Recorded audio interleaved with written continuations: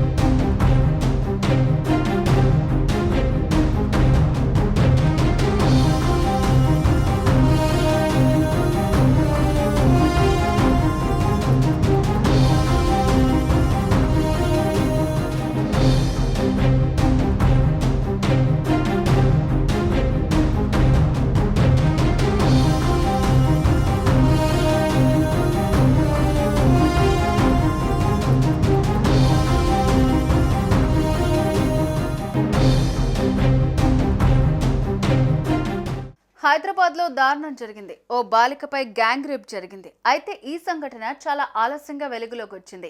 Rangareddy Narsingi PS పరిధిలోని హైదర్ షా కోర్టులో బాలికపై 5 యువకులు సామూహిక అత్యాచారం చేశారు. బాలిక తల్లిదండ్రుల ఫిర్యాదు చేయడంతో పోలీసులు ఫోక్సో చట్టం కింద కేసు నమోదు చేశారు. విషయం ఎక్కడైనా చెప్తే చంపేస్తామని సదరు యువతిని బెదిరించారు. ఎట్టకేలకు అసలు విషయం బయటకు రావడంతో యువతి కుటుంబ సభ్యులు నార్సింగ్ పోలీస్ స్టేషన్లో ఫిర్యాదు చేశారు. ఈ మేరకు యువకులపై ఫోక్సో చట్టం కింద కేసు నమోదు చేసి దర్యాప్తు చేపడుతున్నట్లుగా ప్రాథమికంగా తెలుస్తోంది. ఈ ఘటనకు సంబంధించి పూర్తి వివరాలు ఇంకా తెలియాల్సి ఉంది. తెలంగాణలో మహిళలపై అఘాయిత్యాలు ఆగటం లేదు. ముక్కు పచ్చలారని పసికందు నుంచి ముసలి వాళ్లను కూడా కామాంధులు వదలడం లేదు. రాష్ట్రంలో కాంగ్రెస్ ప్రభుత్వం వచ్చినప్పటి నుంచి శాంతి భద్రతలు పూర్తిగా విఫలమయ్యాయి. హైదరాబాద్ నగరంలో క్రైమ్ రేట్ విపరీతంగా పెరిగింది. రాష్ట్రంలో హోంశాఖ మంత్రి లేకపోవడంతో శాంతి భద్రతలు చక్కదిద్దే నాదుడే కరువయ్యాడు.